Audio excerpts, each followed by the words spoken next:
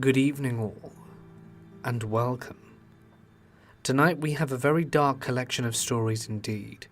Be warned that some of these may be triggering, and you should proceed with the utmost caution. In any case, the most triggering story has a trigger warning at the start, and it's at the end, just so you know. But for now, it's time to get comfortable, and let the darkness take control. I had this friend who was really into the occult. Unfortunately, I was the one who got him turned onto it. We had a mutual appreciation of the paranormal and all things weird, so I thought the subject would interest him. He started going deep into the subject, to the point where he wouldn't talk about anything else. He would actually interrupt a conversation and force the subject back to occult matters. Rude. But sometimes people go through phases where their interest is all they really want to talk about. It was a mostly forgivable offense. I think I should mention that this particular friend didn't have a very large friend circle. His depression and introverted nature kept him inside a lot. He didn't have the best of luck in relationships with women. His world was kind of small, and I did enjoy hanging out with him. So I did my best to be a good friend. I didn't want to just brush him off because he was acting a little weirder than normal. Honestly, for the longest time, he was a totally normal guy. We'd chat, play together on the PlayStation, sometimes go and see movies with my boyfriend accompanying us, and we all hung out at the park. We went swimming, and overall had a good time hanging out. Things started to go downhill when he started to smoke DMT. Personally, I think psychedelics are amazing tools that can offer you insight into your life, but they should be treated with respect. My friend got to the point where he was making it himself. Apparently, it's pretty easy to do after a meager amount of research, and he was smoking it daily, multiple times a day. For those of you who are not familiar with the substance, when you smoke it, you get transported to a different world, an entirely new plane of existence. Your body and yourself no longer exist. You're just exploring this alternate reality dreamscape. My personal experience with it led me to see a dragon once in this kaleidoscope of a cornucopia. People see all kinds of different things there, but I digress. Now imagine what that does to a person when they're smoking it 30 plus times a day. He started telling me things like how he was the reincarnated Osiris. He said he was seeing Egyptian hieroglyphs all over the place in waking life. Apparently, he had hour-long conversations with entities in his bedroom, even when he wasn't smoking. Of course, I was very alarmed to hear all of this and told him he needed to take a serious break. No drugs for a few months so he can find solid footing in reality again. At this point I was still hanging out with him because he obviously needed some help. And like I said, he didn't have a lot of friends that could give him that. He was also the black sheep of the family, so I knew he wasn't getting any support from them. He was really close to his sister, and I did reach out to her on Facebook to express my concerns. I pushed her to talk to him into getting some psychiatric help, because he was slipping past the point of no return. I'm not really sure if she took my messages seriously, since we didn't really know each other. Plus, she was at least 6 years younger than us, and possibly didn't grasp how serious the situation was becoming. In any case, I'll jump forward now to the part where things start to get really creepy. My boyfriend had made arrangements to hang out with our friend at the park. I didn't really want to go because I felt like I needed a break from him and his nonsensical ranting. I couldn't deal with it on that particular day. My boyfriend says he wasn't all that bad, and we went anyway. We get to the park, and he is his usual self, ranting about Egypt and how made-up gods that only he knew the truth about. He also had a large hunting knife that he kept fiddling with the whole time we were on our walk. He told us that he had been using it in ceremonial magic and that it helped to banish negative thoughts. It made me extremely uneasy. He would do this thing where he would take the knife and make stabbing motions near his heart or head, like he was mock stabbing himself, all while holding a conversation with me or my boyfriend. I think we're both really on edge, and I didn't know what to say or do about it. I tried to distract him from doing it by bringing up other subjects that may interest him, but he kept on with his ritual. Keep in mind, we're walking on a trail, so it's not like we could say goodbye there and then. We had to walk back to our car and drop him off at his car. My boyfriend then had the bright idea that we should get some lunch after our walk, even though I was doing my best to give him a look that said, "No, you crazy son of a, why do you think I want to spend more time with this nut?" But it must not have been very effective, or my boyfriend was ignoring it. Either way, we ended up getting in the car to get lunch. In the car, I was driving and my boyfriend was in the passenger seat, and our weirdo friend was in the back. As we're heading through a busy part of town where all the shopping and restaurants are, I hear the distinctive sound of a belt buckle coming undone. Then I hear the worst sound imaginable. I peek back out of the corner of my eye, and my suspicions were confirmed. This crazy nut was full-on jacking off in our back seat. I mean pants all the way down, bare ass, everything, beating it so hard it was almost like he wanted to tear it off. Instantly I felt sick to my stomach, and all the nervous energy I had throughout the day popped into my head. I was trying not to shake, and trying to ignore it and drive through heavy traffic.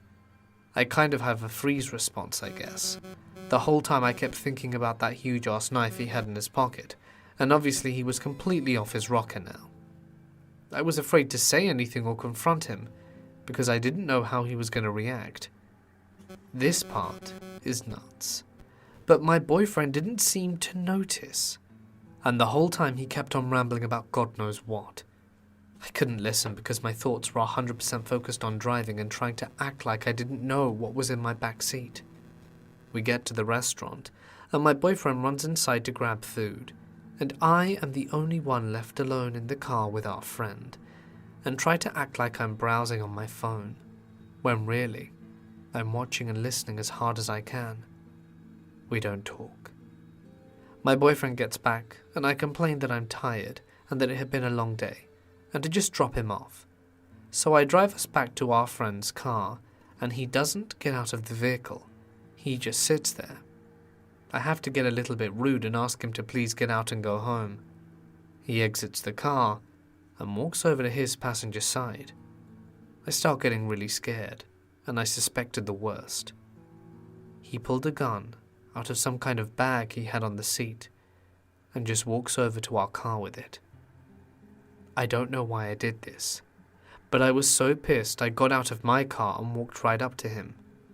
I was maybe 3 feet away and could see it was a loaded 9mm.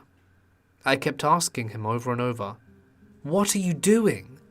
Because apparently that's all my brain could do. I told him to get in his car and go home. He never said anything this whole time, just kind of cried and had this weird look in his eye. For whatever reason, he did eventually get back into the car and drive off, and I told my boyfriend that we are never hanging out with him again, and that I don't want to talk to him or see him anymore. No contact. Nada. A few months passed, and he occasionally messages me through the PlayStation or texts my phone. He says a lot of random stuff and I ignore it. It turns out he moved down to Tennessee near Nashville.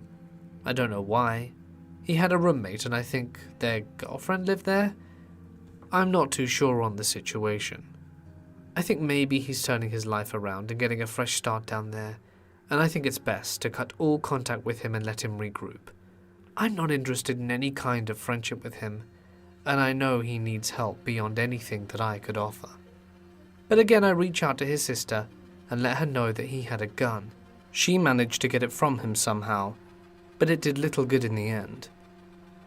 I get a call about 11 p.m. one night that wakes me up.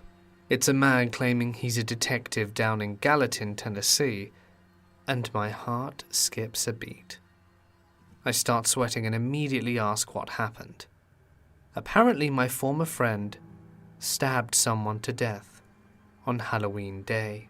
I don't know all the details, and the articles about it are kind of sparse.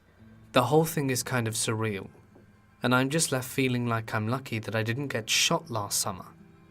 I still feel creeped out and sick by the whole ordeal. I am a 23-year-old Italian male, living in a not-so-small town in southern Italy. Now, it's not the most secure town in the world. In fact, we have a long history of micro-criminality connected to the local mafia, but if you're smart, you keep yourself out of trouble.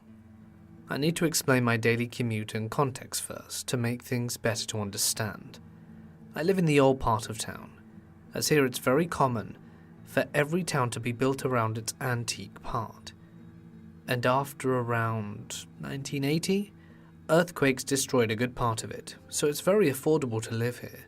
And some parts are beautiful and well kept, where others aren't, so you find good families and great folks sharing spaces with more pesky dudes.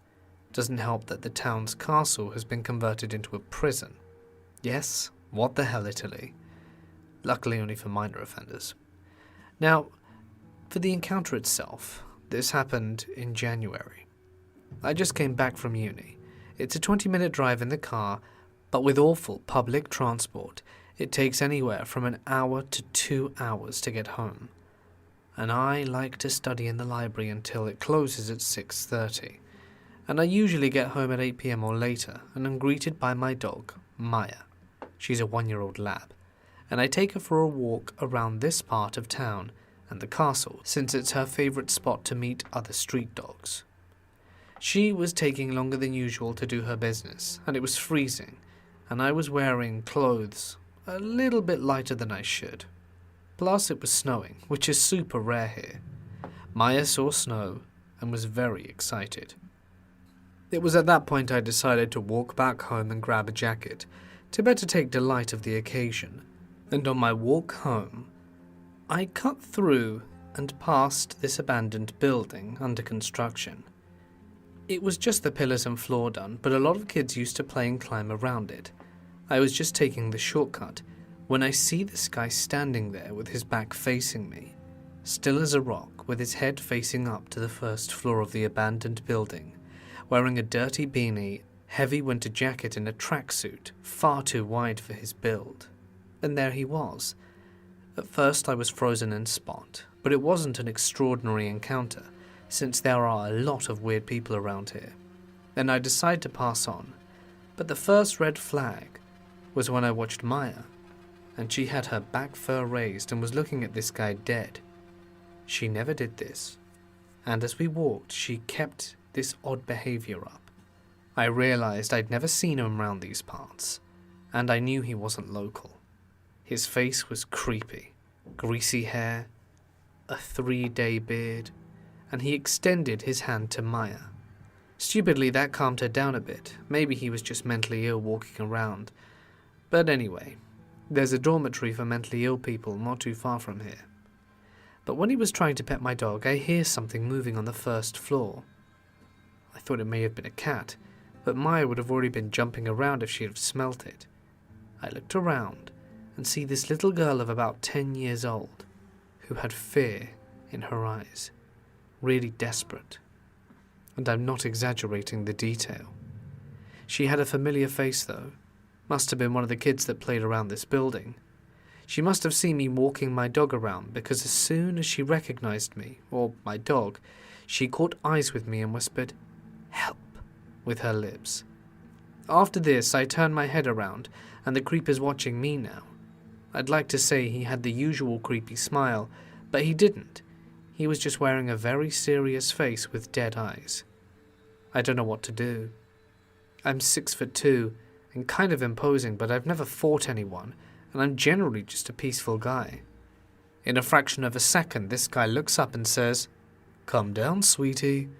We need to get home before the food will get cold." Yeah, 10 out of 10. Totally believable, mate. "Who are you and what are you doing here?" I ask. "I'm her uncle.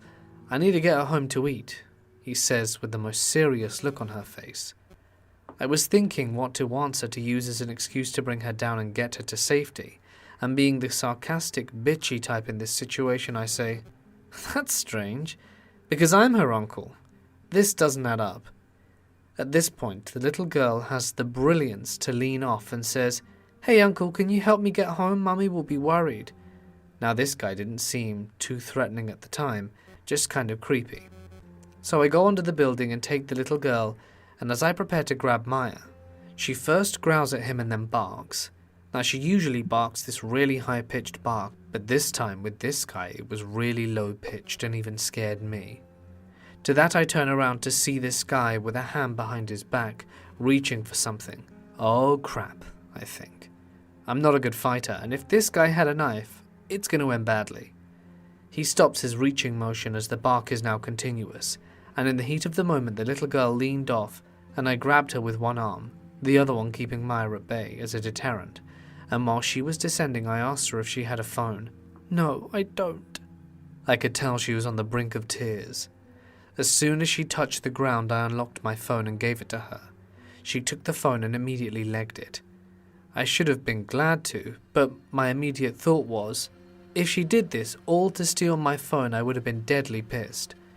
After all, it wouldn't have been unusual, but I basically asked her to take it, so it wouldn't have been impossible to think. Anyway, the girl was gone. I turn around and this dude has a knife out. Not a pocket knife. One of those huge kitchen knives that you use to cut bakery bread with. And me being so careless in the kitchen, I know how damn sharp those things can be. So I decide to run away too, but Maya decided nope, I wanted to stand here barking at him, and I couldn't manage to pull her away, as she's almost a 30-kilogram dog. But this was a grip too strong for even her. So we were there stalling and this guy starts swinging the knife in the air. I want to run. If I leave the dog, I know she'll end up really bad, and even if I manage to pull her, he could run after us. And there we were, him swinging the knife with empty eyes and my dog barking, and me crapping myself not knowing what to do. And to make everything worse, my hands were freezing cold for not wearing gloves, and the grip leash was really starting to hurt. The thing that still surprised me in the situation is the fact that I am absolutely sure that people around the block could hear us. Not a single one decided to take a look. Anyway, after what seemed like a long time but was probably about 2 minutes, I hear heavy footsteps from the street I came from, and a lot of people show up, probably her dad and some of her relatives and friends with a baseball bat. This is not going to end well, I thought. As soon as the creepy guy saw those men, he threw the knife in my direction, with terrible aim, but still I had to move not to get hit, and started to run to me, trying to go into the street in my direction. I didn't even try to block him because I was still frozen by the knife undertow, but Maya bit his leg, ripping a piece of his tracksuit off. I still have it. She's so proud of it, and is now one of her favorite toys. But the dude didn't even care and ran for his life, with some of the girl's supposed relatives behind him. He eventually managed to get them off, but the girl's father came to me. I thought to thank me, but instead he screamed, "Who the hell was that?" while waving his bat menacingly. I looked at the girl telling him to calm down, but he only got more pissed until the girl ran up to him, telling him that I had helped her and gave me my phone back. After that he calmed down and thanked me for helping his girl and offered me to grab a coffee at his house.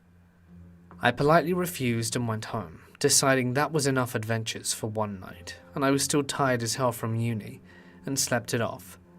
The next morning the police rang my doorbell to take my statement, as the guy managed to run off and showed me a book with all the signaled photos, ID and stuff, but nothing came out of it. He probably wasn't even from a nearby town. You could tell from his dialect and accent. It has a slight variation from town to town, and that was the end of it.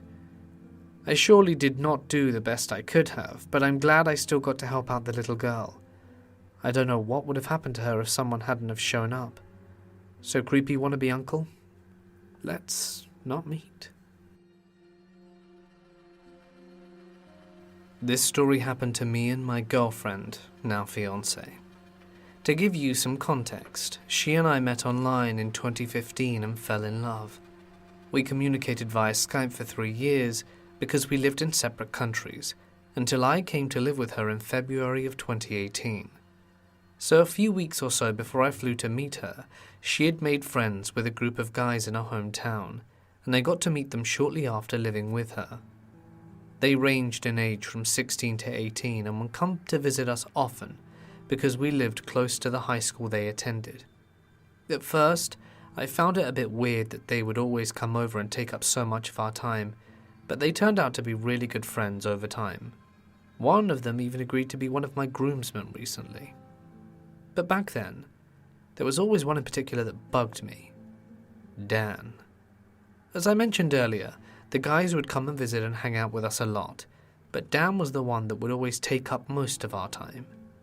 I say this in the sense that he would message us early almost every day asking if we were home and if he could come over, and would proceed to spend the entire day from morning to night, or early afternoon to night, depending on his work schedule, at our place.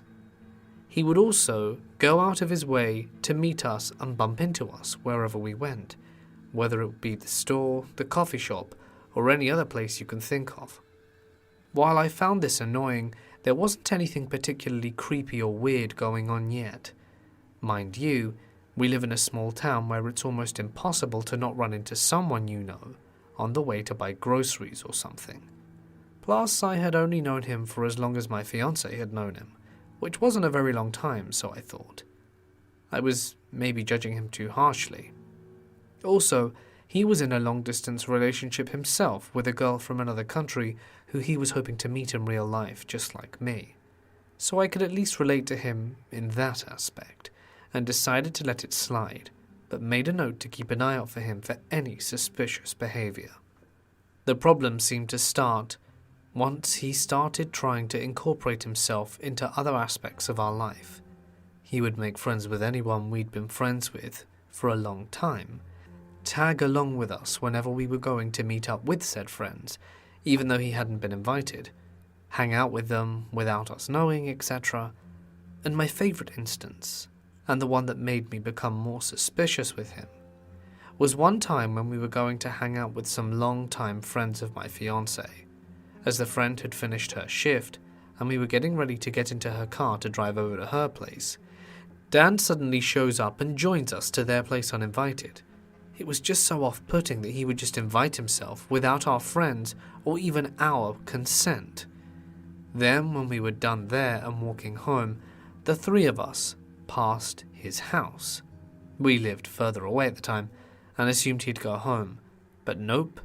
He kept tagging along with us with the excuse that he needed to buy something at the store, which was bull, since the stores had all been closed for well over an hour at this point, and he knew it. So he just kept walking with us until at one point, when we were almost home, we put our foot down and told him that we were tired and just wanted to go to sleep as soon as we got home, and told him to go home. It took us nearly 10 minutes, and 10 minutes can be quite a long time to just convince him, during which he would react to our request with awkward and creepy silences, until he finally headed home annoyed. My fiancée, concerned that she'd offended him, asked if he wanted to hang out with us later in the week. What follows was various weeks of him coming over to our place, staying until late at night, and him slowly leaving more and more of his stuff at our place so we'd have an excuse to come over. I kid you not. He brought over his PS3 with a bag of 30 or so games which stayed there for 3 months. It got to the point where people thought he'd moved in with us.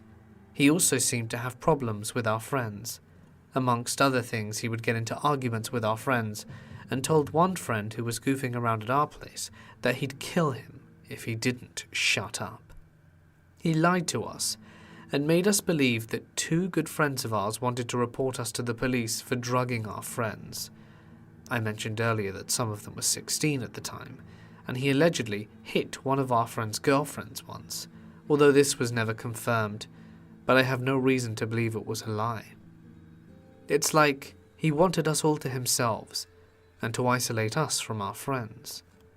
The last thing he did, which ended up being the key to us getting rid of him forever, was that he started dating my fiance's cousin, MJ. He broke up with his long-distance girlfriend under suspicious circumstances and started dating her. As a result, whenever MJ came to visit, Dan would always come along too. My fiance wanted to hang out with MJ. There was Dan, even when he was dating someone else. His obsession with us never ended. One day when we were in town, we met another friend of ours, and Dan insisted that we hang out with the guy all day when we'd arranged to do something else. When we refused, he and MJ ditched us to be with him, and that was when we'd had enough. We got into a huge fight later that day in the park, with some of our friends as witnesses, and told him off, telling him we wanted nothing more to do with him anymore, and to pack up his stuff and never show his face at our place again. This unfortunately resulted in my fiancé and MJ not talking to each other for a long time. We had to move a few times since then, the most recent being February of last year, and we never saw him again and blocked him on all our social media and blocked him out of our lives. We know from friends that he tried a few times to ask around where we live, but our friends always have our backs. MJ and my fiancé recently made up after she dumped him, and now that the sour taste he left behind is for the most part gone, it goes without saying that we never want to see him again. Just such a toxic person. Let me take you back to winter 3 years ago, and a college friend of my father's reached out to ask how we've been, and if we would like to go skiing with her family. They told us that we could live in their secondary apartment and eat with them, which meant that a holiday would have been much more affordable, so we just went for it. When we arrived to her village, my dad's creepy school friend seemed to have changed plans. She didn't bring her family and just joined us to get to the village where we all needed to go skiing, but just for grocery shopping. The day was very nice. My father and I had fun, tried to beat our speed records which we recorded, ate fast food in a restaurant, and at about 5, went back to the house and ate dinner with her and her child. I really liked her child and thought we could become friends. After dinner, she showed us the apartment where we would sleep. As soon as we entered, we noticed that the humidity inside the apartment was very high.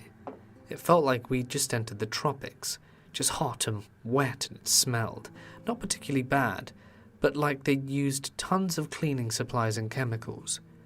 Also, she warned us not to touch any of the big carton boxes in the bathroom, as she was doing some experiments. But what she was doing was never mentioned.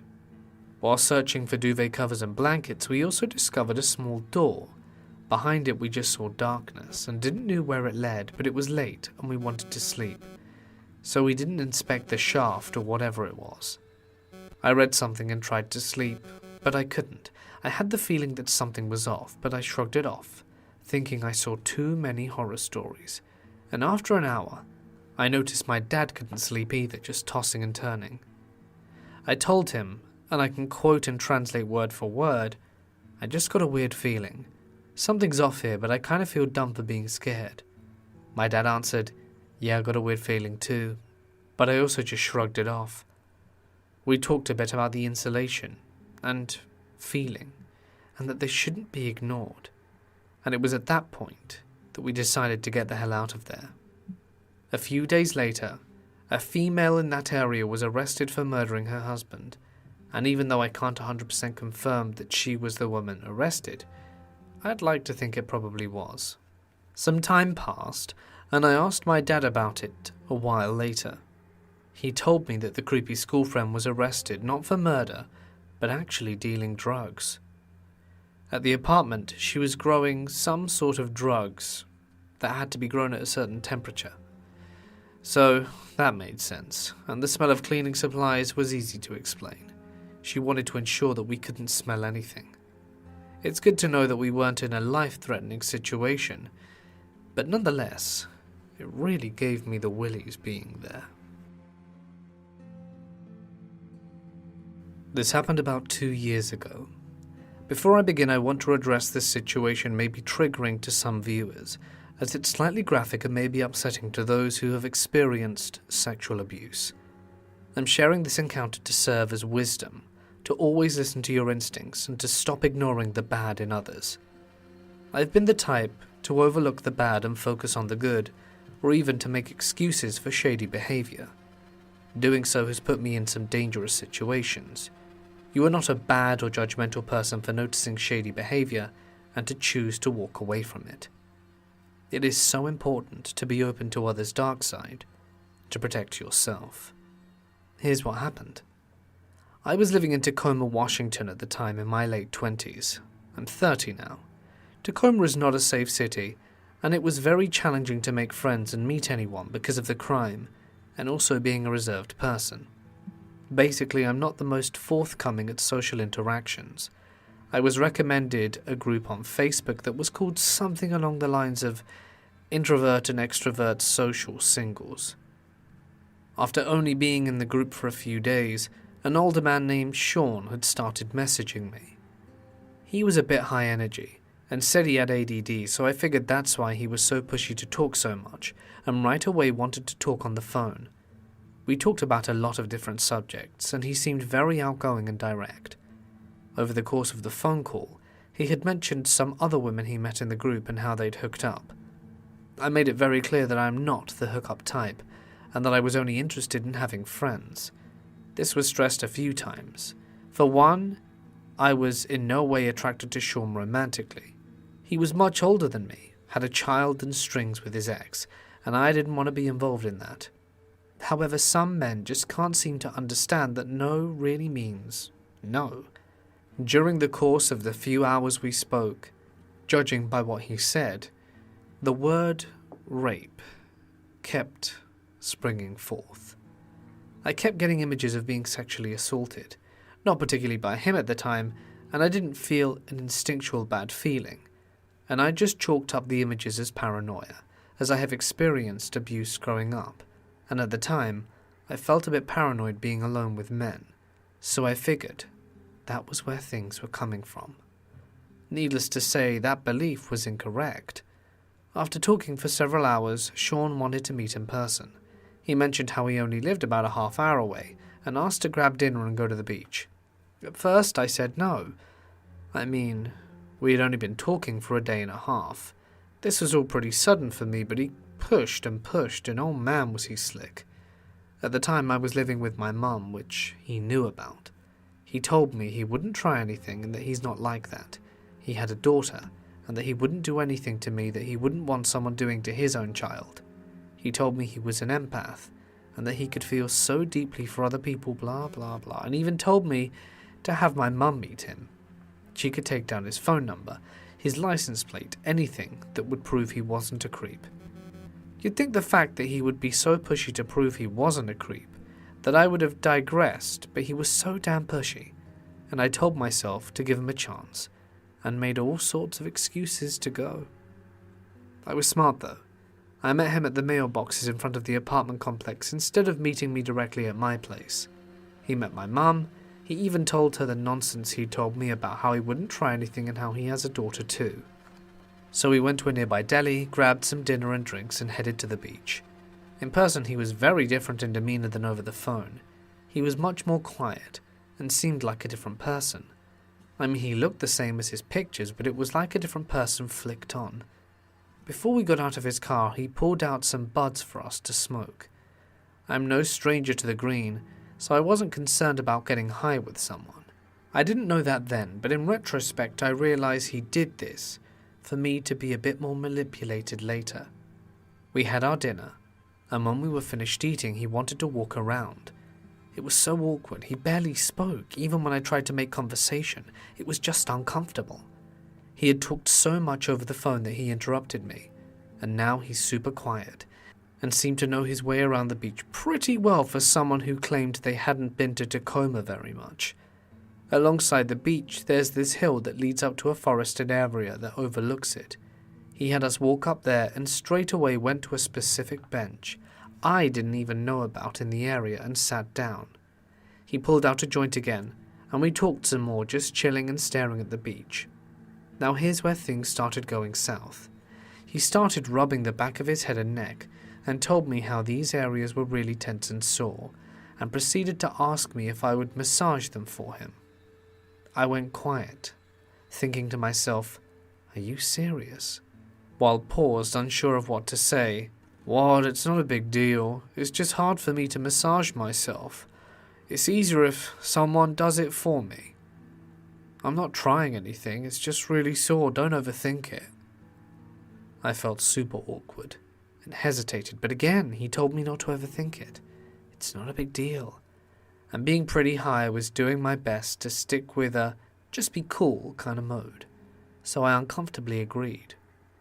I got up and quickly massaged his neck a few times, and sat back down on the other side of the bench as quickly as possible. A minute or two goes by in silence when he complains again and asks for me to massage a little longer. I breathe a heavy sigh, hoping he'd get the point that I didn't want to do this, especially given he claims he's an empath, and I was irritated he wasn't picking up on the vibes of me being uncomfortable. I told myself, okay, he bought you dinner. He shared his weed. The least you can do is give him a small massage, no big deal. So again, I gave him a quick, short massage and sat back down. Now allow me to mention I was in no way wearing anything revealing nor suggestive. I had on skinny jeans, shirt, and a jean jacket. When I sat back down, he put his hand on my back. Oh God, what is he doing, I thought. I kept telling myself to be cool and not overthink it. Maybe he was just trying to be nice. He started massaging my lower back. I moved over to silently tell him to stop doing it, but that didn't work. He put his hand down my bare back and slipped his hand under my shirt and began massaging my bare skin. I immediately got up from the bench and began walking towards the edge of the forest hill. Internally, I was racing. I didn't have my mum, my car, or anyone else nearby to pick me up. I was super high, experiencing a war inside of myself, questioning if I'm being paranoid or if he's just being a pervert. I didn't know what to do. I felt scared and trapped, but kept telling myself I was overthinking the situation. I made excuses again and tried to play it cool. I should have just ordered an Uber or something and gone home, but I was worried about the cost, and honestly, I just truly believed to some degree that maybe I was judging him or just overthinking the situation. He eventually emerged from the bench and addressed me to follow him down to the forested area further. I'd like to say the bench incident was the end of it, but it was merely the beginning. He finds a little dirt ledge facing a really nice spot to the ocean and sits down. I stood there though.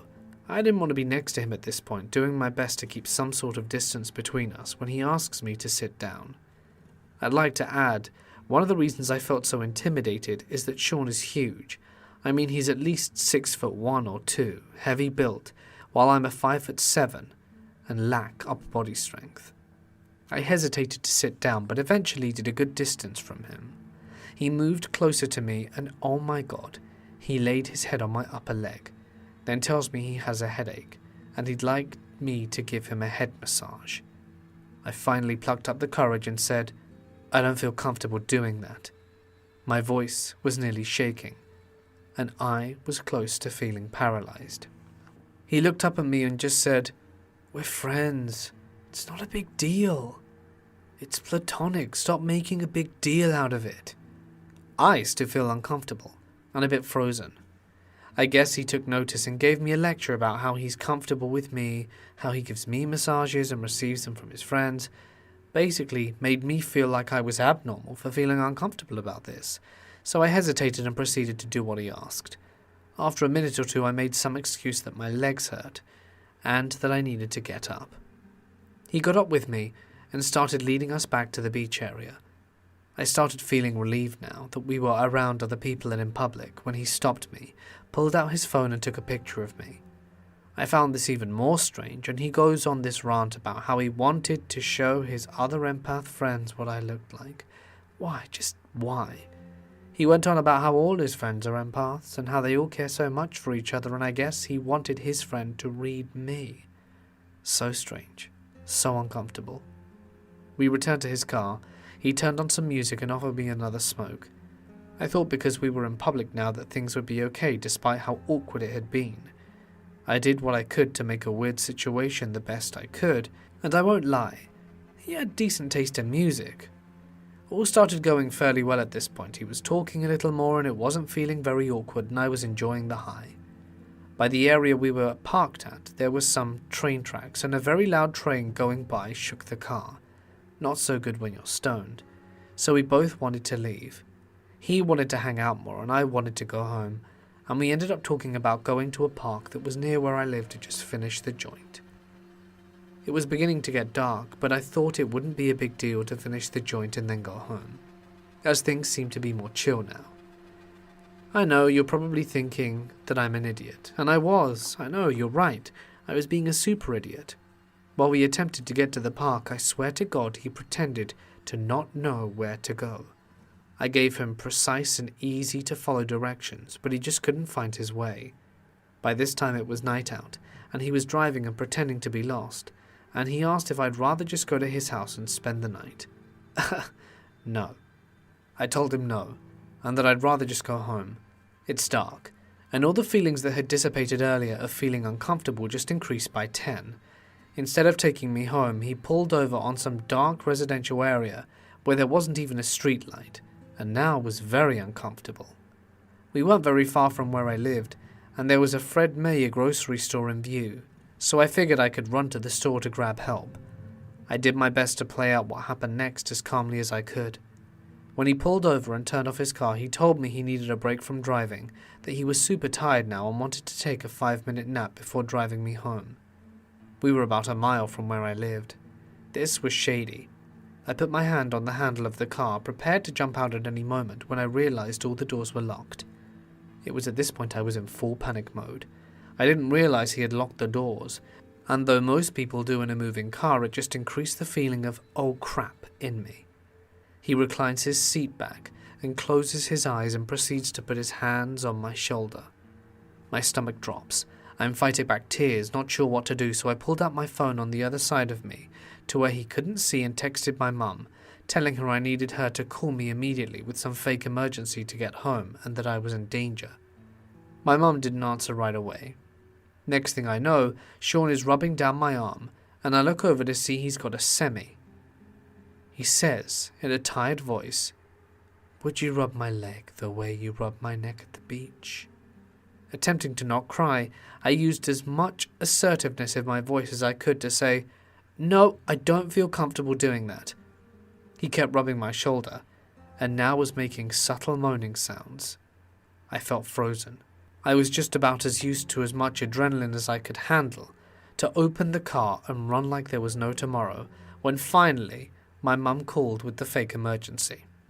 I pretended to be distressed and played it out convincingly, but I swear something in me could tell I knew he was lying. He was really hesitant to take me home at first, because I had assured my mum I'd be home within a few minutes and told her exactly where we were. This seemed to be enough to get him to comply. Blessed from the gods, he agreed to take me home. I was so scared he'd figure out I was lying and trying to do something else, but as he followed through and dropped me off where we'd met, as I was getting out of the car he said we should do this again sometime. And with all the strength I could muster and a fake smile, I just said, "Yeah, sure," and walked in a different direction to the complex than where I actually lived to throw him off. As soon as I got inside, the first thing I said to my mom was that I needed a shower. She was so concerned and thought he actually succeeded in doing something worse, but I assured her he had not. I explained what had happened, and then I texted him something along the lines of, "I knew what you were trying to do, perv. How dare you use your own daughter as a way to manipulate others," and said other profanities before blocking him on everything, and alerted 2 admins within the group about the situation, and they blocked him. I left the group after that. However, the situation devastated me intensely, as it reminded me of the unresolved trauma from my childhood and teen years. I had to get out of town to get some air. I'm sorry this was so long, but I sincerely hope it serves as a lesson to others to not be trusting and to listen to your own feeling no matter how convincing someone is. Things could have ended up worse. I moved from that area and actually feel safe about the publicity sharing this experience now. And to Sean, the manipulating pervert, may you get what you dish out, and let's never meet again. Good evening all and welcome. I hope you enjoyed tonight's stories. It was fun. The good old Let's Not Meet. Thank you for everyone who voted in the poll. I saw your comments, don't worry. Many of you wanted a paranormal theme or a woods theme, and yeah, they will come. They will come soon enough. Still need to find a few more paranormal stories. In any case, guys, if you like the video, please be sure to express your like by liking and commenting and stuff. Remember that we do post 3 times a week, and on Saturdays we have a compilation, so that's 4 videos a week. And YouTube is still screwing me over by judging my metrics on the comps, not the regular videos, so that's fun. Gonna have to try and find a solution for that. Alright then guys, huge thanks as always to my members and patrons, names on screen. You guys are amazing, I love you forever. And yeah, you guys are just seriously the best. Thank you so much, it means a lot supporting the channel. Okay then, well, that's it from me. Stay awesome, and I'll see you in the next one.